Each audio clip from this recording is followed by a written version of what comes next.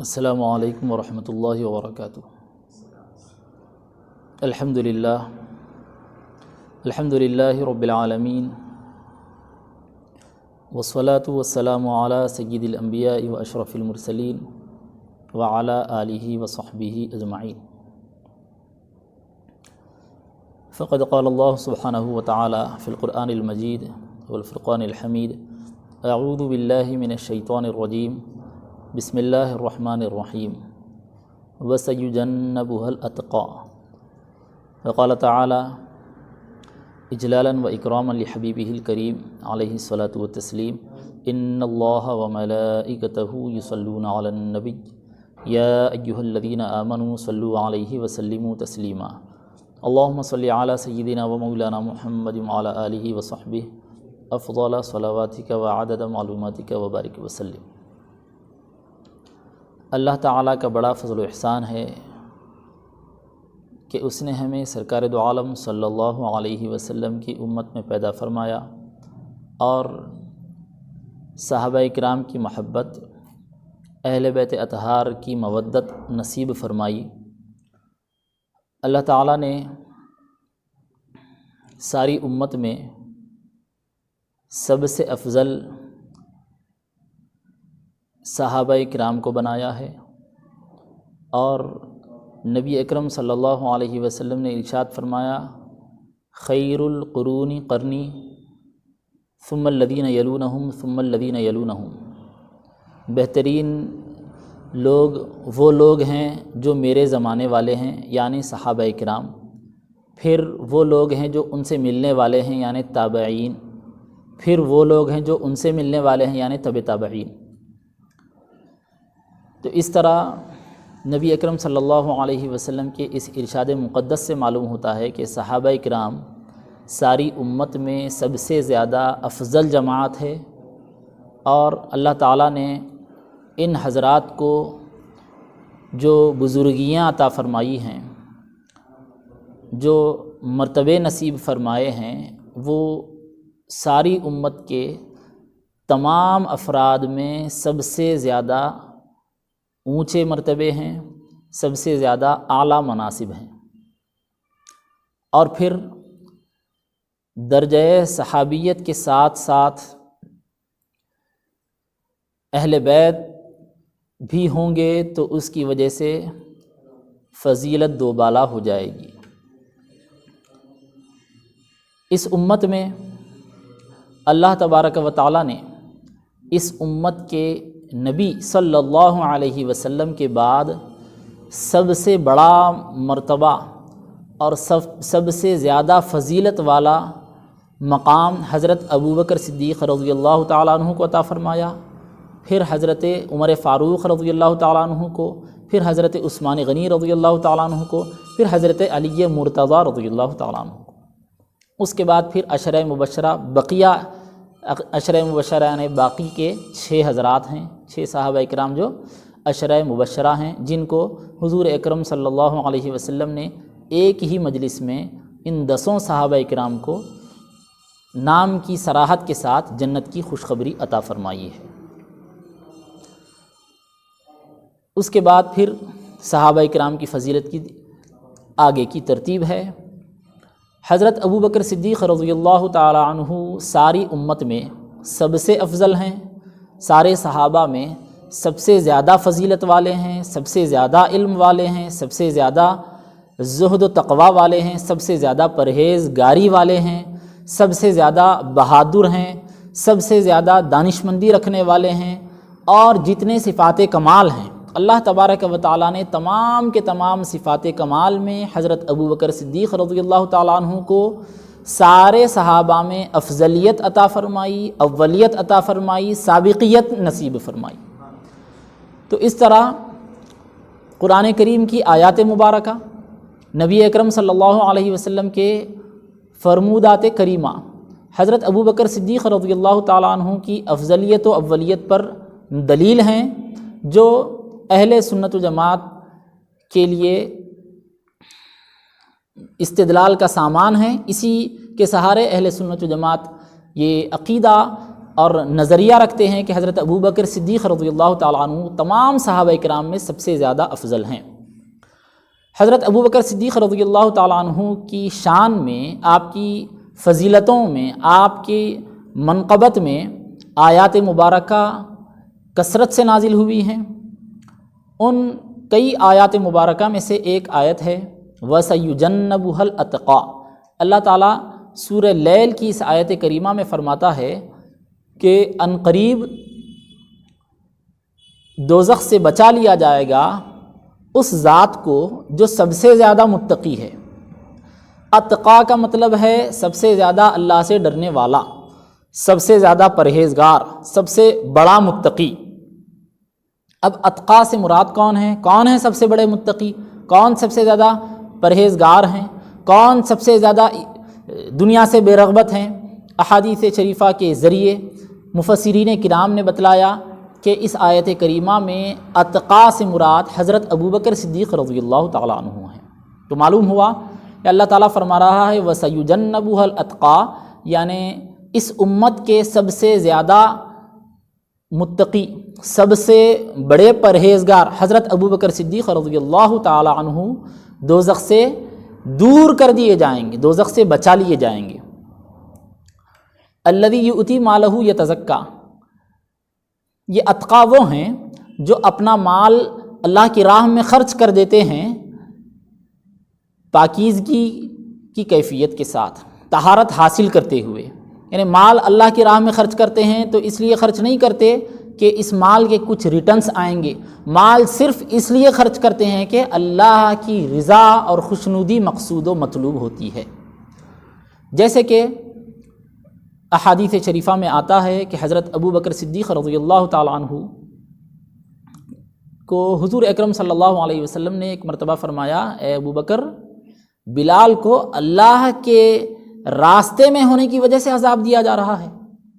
بس حضور نے اتنا ہی فرمایا، حضور نے یہ نہیں فرمایا کہ بلال کو آزاد کرنے کا انتظام کرو، صرف اتنا فرمایا کہ ان بلالا یعذب فی اللہ، بلال کو اللہ کی وجہ سے، یعنی اللہ کے دین اختیار کرنے کی وجہ سے عذاب دیا جا رہا ہے۔ حضرت ابوبکر صدیق رضی اللہ تعالیٰ عنہ حضور اکرم صلی اللہ علیہ وسلم کے اشارے کو، کنایے کو سمجھنے والے ہیں، مزاج نبوی سے واقف ہیں، مزاج شناس رسول صلی اللہ علیہ وسلم ہیں۔ ارشاد مقدس سن لیا، منشا سمجھ لیا، گئے اپنے گھر پہنچے، ایک رطل برابر سونا اٹھایا اور حضرت بلال حبشی رضی اللہ تعالیٰ عنہ کا جو آقا تھا، جو مالک تھا، اس کے پاس گئے، حضرت بلال حبشی کو خریدنے کا معاملہ کیا، حضرت بلال کو خرید لیا، آزاد کر دیا۔ حضرت ابوبکر صدیق رضی اللہ تعالیٰ عنہ کے والد محترم ابھی اسلام قبول نہیں کیے تھے، انہوں نے کہا کہ بیٹے تم یہ کمزور لوگوں پر، غلاموں پر مال خرچ کر رہے ہو، اس کے بجائے تم اگر کچھ حسب نسب رکھنے والے لوگوں پر مال خرچ کرو گے تو ان کا کچھ احسان بھی ہوگا اور تمہارے کچھ کام بھی آ سکتے ہیں۔ یہ غلام قسم کے لوگ ہیں تو یہ تو قوم کے کمتر لوگ ہیں، یہ جب تمہاری مال سے فائدہ اٹھائیں گے تو تمہارے کچھ زیادہ کام بھی نہیں آ سکیں گے۔ حضرت ابوبکر صدیق رضی اللہ تعالیٰ عنہ نے اپنے والد محترم سے کہا کہ ابا جان، میں غلاموں کو اس لیے آزاد نہیں کر رہا ہوں کہ یہ میرے کچھ کام آ جائیں، میں ان کو اللہ کی رضا اور خوشنودی حاصل کرنے کے لیے آزاد کر رہا ہوں۔ تو روایتوں میں آتا ہے کہ حضرت ابوبکر صدیق رضی اللہ تعالیٰ عنہ نے مجموعی طور پر 20 ایسے صحابہ اکرام کو آزاد کرنے کا اپنے مال کے ذریعے انتظام کیا، یعنی 20 صحابہ اکرام کو خریدا جو غلام تھے اور ان کی آزادی کا انتظام کر دیا، خریدا آزاد کر دیا، خریدا آزاد کر دیا۔ غلامی کے دور میں ظاہر ہے جیسا ہم گاڑی خریدتے ہیں، کوئی پراپرٹی خریدتے ہیں، اسی طرح غلام کو خریدنا بھی ایک پراپرٹی کو حاصل کرنا ہے۔ تو کوئی بھی آدمی پراپرٹی کو لینے کے بعد اس کو کیسے ایسے ہی دے سکتا ہے، بلکہ پراپرٹی ہے تو اس کی حفاظت کرے گا، اس میں امپرومنٹ لائے گا، انویسٹ کرے گا، اس سے مالی فائدہ حاصل کرنے کی کوشش کرے گا۔ حضرت ابوبکر صدیق رضی اللہ تعالیٰ عنہ کو دنیا کے مال میں امپرومنٹ لانے سے زیادہ اپنی آخرت کے اکاؤنٹ کی فکر تھی۔ تو حضرت ابوبکر صدیق رضی اللہ تعالیٰ عنہ نے 1 2 نہیں 20 ایسے غلام صحابہ کرام کو اپنے مال خرچ کر کے خریدا، اپنا مال خرچ کر کے خریدا کہ جو اسلام قبول کر چکے تھے، غلامی کی زندگی گزار رہے تھے، اور مسلمان ہونے کی وجہ سے ان کو تکلیفیں پہنچائی جا رہی تھی، ان کو سخت ترین عذاب میں مبتلا کیا گیا تھا، اور حضور اکرم صلی اللہ علیہ وسلم کا دل ان صحابہ کرام کو تکلیفیں پہنچانے کی وجہ سے بے چین ہو رہا تھا۔ سرکار دو عالم صلی اللہ علیہ وسلم کے منشے کو دیکھ کر حضرت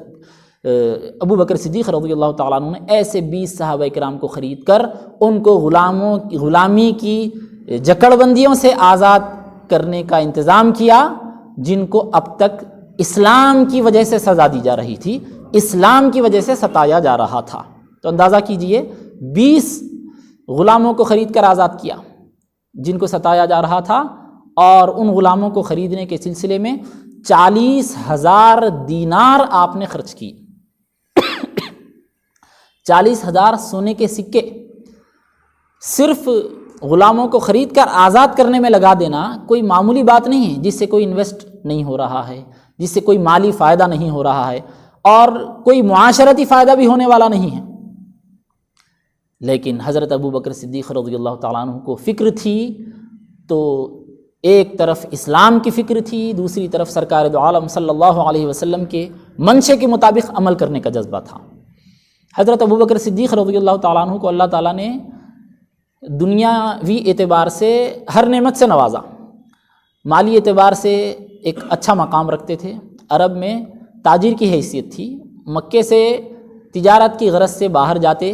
تجارتی اسفار کیا کرتے تھے۔ اسی طرح قریش کے سرداروں میں آپ کا شمار ہوتا تھا، دیت سے متعلق معاملات آپ کے حوالے تھے۔ کسی کی دیت طے کرنا ہو تو قریش آپ سے آ کر پوچھتے تھے کہ کس کی دیت کتنی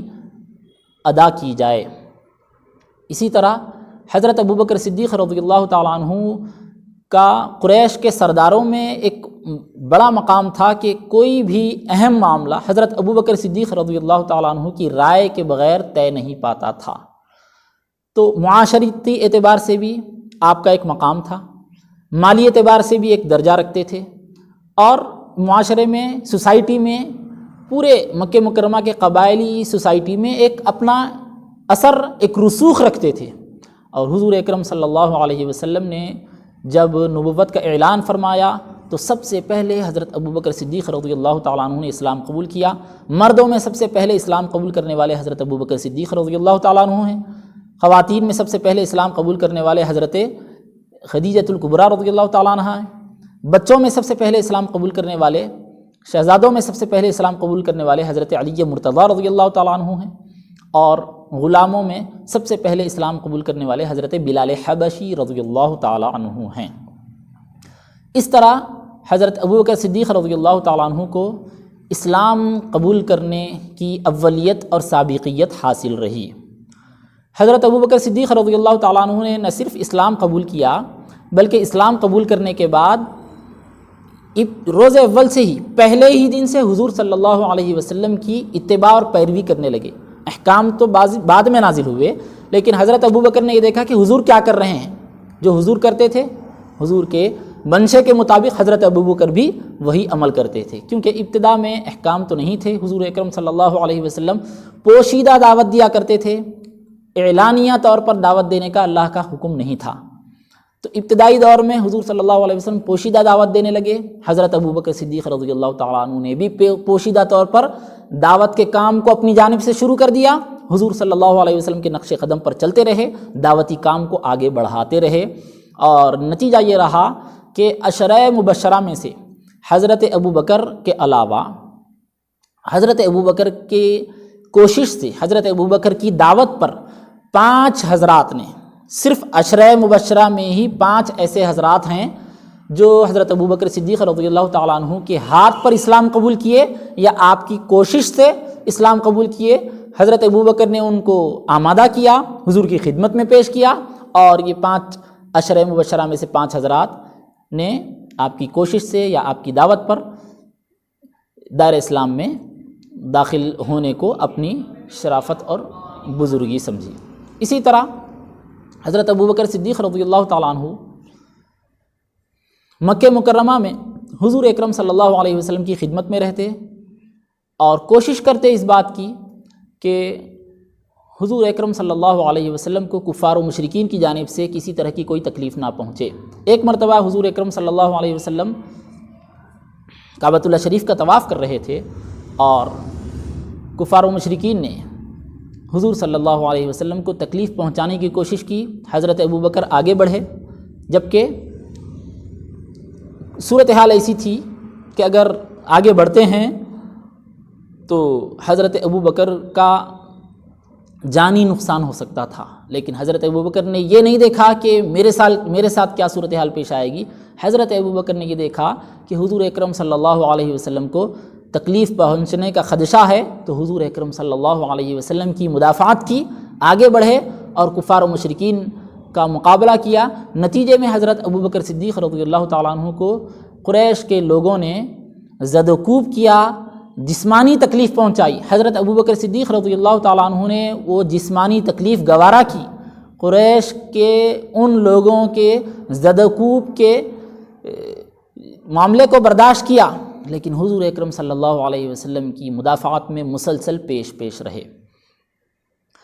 جب تک حضور اکرم صلی اللہ علیہ وسلم مکہ مکرمہ میں رہے، حضرت ابوبکر صدیق رضی اللہ تعالیٰ عنہ حضور کی خدمت میں رہے، اور جب ہجرت کا معاملہ آیا، اللہ کی جانب سے حکم آیا، پہلے تو مختلف صحابہ کرام ہجرت کر رہے تھے۔ حضرت ابوبکر صدیق رضی اللہ تعالیٰ عنہ کو بھی خیال ہوا ہجرت کرنے کا، تو حضرت ابوبکر صدیق رضی اللہ تعالیٰ عنہ نے حضور کی خدمت میں عرض کیا۔ حضور صلی اللہ علیہ وسلم نے حضرت ابوبکر کو ہجرت کرنے کی اجازت ابھی نہیں دی۔ ایک مرتبہ کی بات ہے کہ دوپہر کا موقع ہے اور غیر معمولی سخت دھوپ ہے، ایسا وقت ہے جب کہ کوئی شخص گھر سے باہر نکلنا پسند نہیں کرتا۔ ایسے وقت حضور اکرم صلی اللہ علیہ وسلم حضرت ابوبکر صدیق رضی اللہ تعالیٰ عنہ کے گھر تشریف لاتے ہیں۔ حضرت ابوبکر بات کو تاڑ لیتے ہیں کہ ایسے وقت جب کہ سخت دھوپ ہے اور کوئی شخص گھر سے باہر نکلنا پسند نہیں کرتا، حضور صلی اللہ علیہ وسلم غریب خانے میں تشریف لائے ہیں، تو کوئی اہم بات ضرور ہے۔ حضور کی خدمت میں ہمتاً متوجہ ہو گئے۔ حضور صلی اللہ علیہ وسلم تخت پر تشریف فرما ہوئے، حضرت ابوبکر سے فرمایا کہ گھر میں جو لوگ ہیں ان کو باہر نکال دو۔ یعنی گفتگو کا انداز یہ تھا کہ کوئی غیر معمولی اہم اور راز کی بات ہے جو دوسروں کے سامنے بیان نہیں کی جا سکتی۔ حضرت ابوبکر نے عرض کیا، یا رسول اللہ، یہ گھر والے ہیں اور یہ تو آپ کے ہی اہل ہیں، اس کے علاوہ گھر والوں کے علاوہ کوئی اور گھر میں موجود نہیں ہے۔ تو حضور اکرم صلی اللہ علیہ وسلم نے حضرت ابوبکر سے اس وقت فرمایا کہ اللہ کی جانب سے مجھے اجازت ہوئی ہے کہ میں مکہ مکرمہ سے مدینہ طیبہ ہجرت کروں۔ تو حضرت ابوبکر نے عرض کیا، یا رسول اللہ الصحبۃ، یا رسول اللہ صلی اللہ علیہ وسلم، آپ کی سنگت چاہتا ہوں، یعنی ہجرت کے سفر میں بھی آپ کے ساتھ رہنا چاہتا ہوں۔ تو حضور صلی اللہ علیہ وسلم نے فرمایا، الصحبۃ یا ابا بکر، اے ابوبکر تم کو ساتھ رہنے کی اجازت حاصل ہے۔ اس سے آپ اندازہ کیجئے کہ حضور صلی اللہ علیہ وسلم حضرت ابوبکر ہی نہیں، حضرت ابوبکر کے پورے گھر والوں کو کس قدر عزیز سمجھتے تھے کہ ایک راز کی بات جب کہ کسی کے سامنے بولی نہیں جا سکتی، حضور صرف حضرت ابوبکر کو رازدار بنا کر فرما رہے ہیں۔ حضرت ابوبکر نے جب یہ عرض کیا، یا رسول اللہ، یہ آپ کے اہل ہیں، یہ آپ ہی کے گھر والے ہیں، یہ کوئی اور نہیں، گھر میں گھر والوں کے علاوہ کوئی نہیں ہے۔ حضور صلی اللہ علیہ وسلم نے سارے ان گھر والوں کے سامنے، بی بی عائشہ بھی وہاں پر موجود تھی اور گھر کی دوسری خواتین بھی تھیں، ان کے سامنے حضور اکرم صلی اللہ علیہ وسلم نے راز کی بات بولنا گوارا کیا اور ان کو اپنا رازدار بنایا۔ اسے حضرت ابوبکر کی بھی فضیلت ثابت ہوتی ہے اور حضرت ابوبکر کے گھر والوں کی بھی فضیلت ثابت ہوتی ہے۔ بہرحال حضرت ابوبکر صدیق رضی اللہ تعالیٰ عنہ ہجرت کے سفر میں ساتھ رہے، اور پھر ہجرت کے سفر میں بہت سارے واقعات پیش آئے، جس کا ذکر قرآن کریم میں بھی موجود ہے، سورہ توبہ میں، اور احادیث شریفہ میں بھی تفصیل سے اس کا ذکر ملتا ہے۔ غار میں حضور صلی اللہ علیہ وسلم حضرت ابوبکر موجود ہیں، اور کفار و مشرکین ڈھونڈتے ڈھونڈتے غار کے قریب آ چکے ہیں اور کفار کے پیر نظر آ رہے ہیں۔ حضرت ابوبکر عرض کرتے ہیں، یا رسول اللہ، ان میں سے اگر کوئی شخص اپنے ہی پیروں کو دیکھنے کے لیے بھی نظر ڈالے تو ہم اس کو نظر آ جائیں گے۔ تو ایک فکر کی کیفیت میں حضرت ابوبکر کی فکر کیا تھی؟ حضرت ابوبکر کو اپنی جان کی فکر نہیں تھی، حضور اکرم صلی اللہ علیہ وسلم کی فکر تھی۔ تو اسی فکر میں، اسی بے چینی اور اضطراب کی کیفیت میں حضرت ابوبکر نے یہ بات کہی۔ حضور صلی اللہ علیہ وسلم نے فرمایا، اے ابوبکر تمہارا کیا خیال ہے ان دو لوگوں کے بارے میں جن میں کا تیسرا اللہ تعالیٰ ہے؟ یعنی غار میں ہم دو موجود ہیں تو ہمارے ساتھ اللہ تعالیٰ موجود ہے، اللہ مددگار ہے، اللہ تعالیٰ کی معیت ہم کو حاصل ہے، معیت الہی میں ہم ہیں، مدد و نصرت اللہ کی جانب سے ہے۔ تو حضرت ابوبکر مطمئن ہو گئے۔ پھر غار میں اور بہت سارے راز و نیاز کی باتیں بھی ہوئی، اور غار میں 3 راتیں حضرت ابوبکر صدیق رضی اللہ تعالیٰ عنہ نے حضور اکرم صلی اللہ علیہ وسلم کی سنگت میں گزاری، جس میں کوئی اور حضور اکرم صلی اللہ علیہ وسلم کے ساتھ حضرت ابوبکر کے علاوہ موجود نہیں تھے۔ تو یہ خصوصیت حضرت ابوبکر کے علاوہ کسی اور کو حاصل نہیں۔ پھر پورے سفر ہجرت میں حضرت ابوبکر کبھی حضور صلی اللہ علیہ وسلم کے سامنے چلتے، کبھی پیچھے چلتے، کبھی دائیں چلتے، کبھی بائیں چلتے۔ اس کی وجہ حضرت ابوبکر کا یہ الگ الگ رخ پر چلنا، یہ انداز یہ بتلا رہا تھا کہ حضرت ابوبکر کو جب فکر ہوتی کہ سامنے سے حملہ ہونے والا ہے تو سامنے ہو جاتے، جب پیچھے سے حملے کا خیال آتا تو پیچھے ہو جاتے، کبھی دائیں کا خیال آتا تو دائیں ہو جاتے، کبھی بائیں کا خیال آتا تو بائیں ہو جاتے، صرف اس مقصد کے تحت کہ اگر کسی بھی رخ سے حملہ ہو رہا ہو تو اس رخ پر میں سامنے رہوں، غلام حملے کی زد میں آ جائے اور آقا کی خدمت کر لے۔ حضرت ابوبکر صدیق رضی اللہ تعالیٰ عنہ جب 3 دن 3 رات غار ثور میں حضور اکرم صلی اللہ علیہ وسلم کی صحبت بافیض میں خصوصی صحبت میں رہے، تو اس کے بعد رنگت حضور کی ذات اقدس کی، حضور کے صفات مبارکہ کی ایسی چڑھ گئی کہ جب مدینہ طیبہ کے قریب تھے، دیکھنے والے دیکھ رہے تھے کہ آقا کون ہیں، غلام کون ہیں، تو حضرت ابوبکر صدیق رضی اللہ تعالیٰ عنہ نے موقع کو، بات کو تاڑ لیا، سمجھ لیا کہ لوگ کیا سمجھ رہے ہیں اور کیا سمجھ نہیں پا رہے ہیں۔ حضرت ابوبکر صدیق رضی اللہ تعالیٰ عنہ نے غلامی کا ثبوت دیتے ہوئے چادر لے کر حضور صلی اللہ علیہ وسلم کی خدمت کی اور حضور کو سایہ کرنے لگے، تاکہ لوگ جان لے کہ جن کو سایہ کیا جا رہا ہے، جن کی خدمت کی جا رہی ہے، یہ آقا ہیں، اور جو خدمت کرنے والے ہیں وہ غلام ہیں، وہ ابوبکر صدیق ہیں۔ حضرت ابوبکر صدیق رضی اللہ تعالیٰ عنہ کی یہ جو جانثاری ہے، اس جانثاری میں پورے صحابہ میں کوئی اور شریک نہیں ہے، یہاں تک کہ خلفائے راشدین میں، عشرہ مبشرہ میں بھی کوئی شریک نہیں ہے، بعد کے صحابہ تو بعد کے ہیں۔ حضرت ابوبکر صدیق رضی اللہ تعالیٰ عنہ نے حضور صلی اللہ علیہ وسلم حضرت ابوبکر صدیق رضی اللہ تعالیٰ عنہ کے بارے میں فرماتے ہیں کہ میں نے کسی پر بھی اسلام پیش کیا تو اس نے کچھ غور و فکر کی، اس نے وقت لیا، لیکن ابوبکر ہیں کہ ابوبکر کو کوئی تردد نہیں ہوا، کوئی پس و پیش نہیں ہوا، میں نے اسلام پیش کیا، ابوبکر نے قبول کر لیا۔ حضور اکرم صلی اللہ علیہ وسلم فرماتے ہیں کہ ابوبکر کا مال اسلام میں جتنا مجھے فائدہ پہنچایا، کسی اور کا مال اتنا فائدہ نہیں پہنچایا۔ حضور نے ارشاد فرمایا کہ ابوبکر نے اپنے مال کے ذریعے اور اپنی جانثاری کے ذریعے میری اتنی خدمت کی ہے کہ میں ان کے احسان کا بدلہ ادا نہیں کیا، اس کی مکافات نہیں کیا۔ اب یہاں پر دیکھیے، حضرت ابوبکر نے حضور کی جو بھی خدمت کی، حضرت ابوبکر کی سعادت اور حضرت ابوبکر کا حصہ رہا۔ احسان کا لفظ حضور اکرم صلی اللہ علیہ وسلم نے جو استعمال فرمایا، حضور کی جتنی بھی خدمت کریں گے وہ احسان نہیں ہوتا، لیکن صورتاً یہ احسان کے جیسا تھا، اسی لیے حضور صلی اللہ علیہ وسلم نے اس کو لفظ احسان سے تعبیر کیا، ورنہ حضرت ابوبکر کا حضور اکرم صلی اللہ علیہ وسلم کی خدمت کرنا یہ حضرت ابوبکر کا خدمت کا حصہ ہے، یہ احسان بالکل نہیں ہو سکتا۔ لیکن جو صورتاً تھا وہ حضور صلی اللہ علیہ وسلم نے اپنے کرم کریمانہ کے ذریعے بیان فرمایا کہ ابوبکر نے یہ کیا، اس کی مکافات میں نہیں کیا، اور قیامت کے دن اللہ تعالیٰ اس کا بدلہ عطا فرمائے گا۔ حضور اکرم صلی اللہ علیہ وسلم نے حضرت ابوبکر صدیق رضی اللہ تعالیٰ عنہ کے بارے میں جو ارشادات بیان کیے ہیں، ان تمام ارشادات کو بیان کرنے کا موقع نہیں ہے۔ خلاصہ یہی ہے کہ حضرت ابوبکر صدیق رضی اللہ تعالیٰ عنہ سرکار دو عالم صلی اللہ علیہ وسلم کے خلیفہ اول ہیں،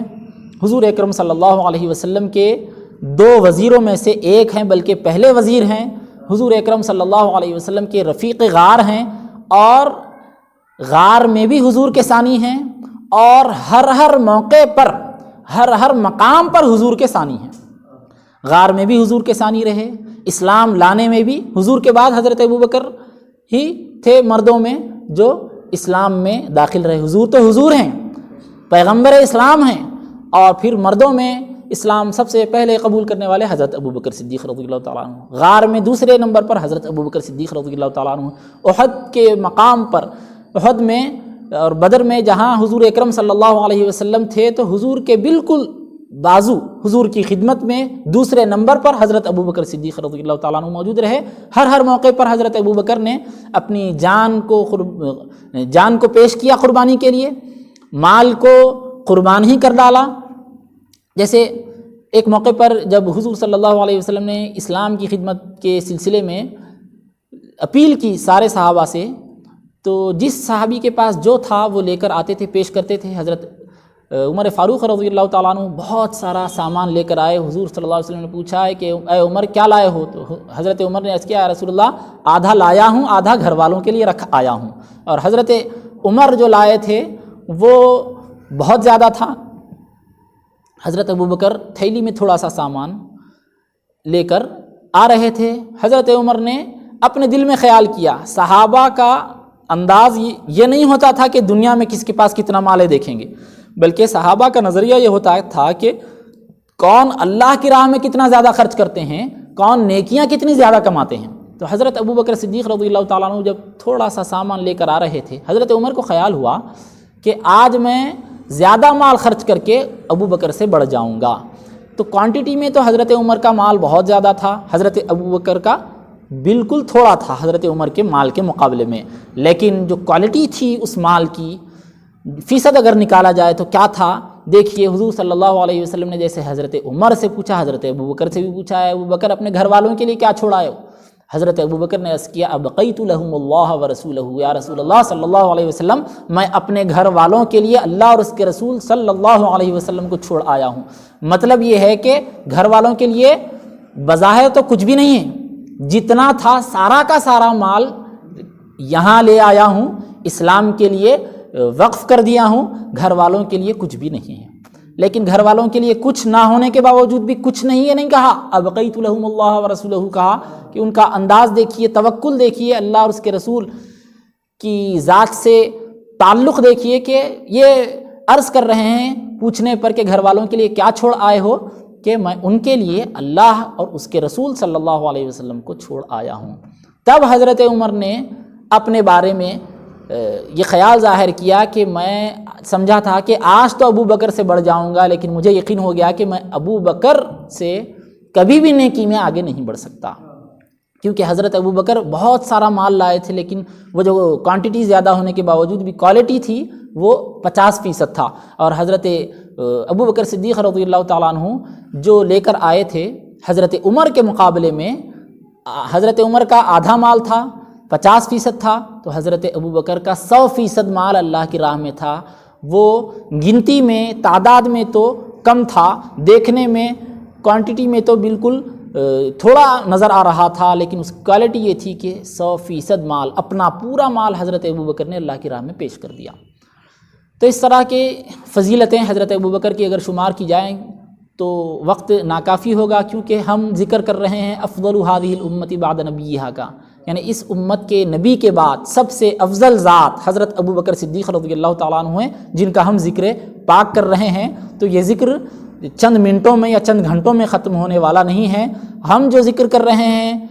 اور سن رہے ہیں یہ حصول سعادت کے لیے کر رہے ہیں کہ اللہ تعالیٰ ہم کو ان لوگوں میں شامل کر دے جو لوگ حضرت ابو بکر صدیق رضی اللہ تعالیٰ عنہ کی افضلیت کو جانتے اور مانتے تھے، حضرت ابو بکر صدیق رضی اللہ تعالیٰ عنہ کی اولیت اور سابقیت کو تسلیم کرتے تھے۔ اللہ تعالیٰ ہمارے کہنے اور سننے کو قبول کرے، اور حضرت ابو بکر صدیق رضی اللہ تعالیٰ عنہ جو اسلام میں آپ نے قربانیاں دی ہیں اس کا فیضان اللہ تعالیٰ ہم کو اب تک عطا کیا ہے اور آگے بھی عطا فرماتا رہے، اس کے ذریعے ہم کو اسلام کی خدمت کرنے کا جذبہ نصیب فرمائے اور زیادہ سے زیادہ نیکیاں کمانے کی توفیق نصیب فرمائے۔ وصلی اللہ تعالیٰ وسلم علی خیر خلقہ وآلہ وصحبہ اجمعین والحمد للہ رب العالمین۔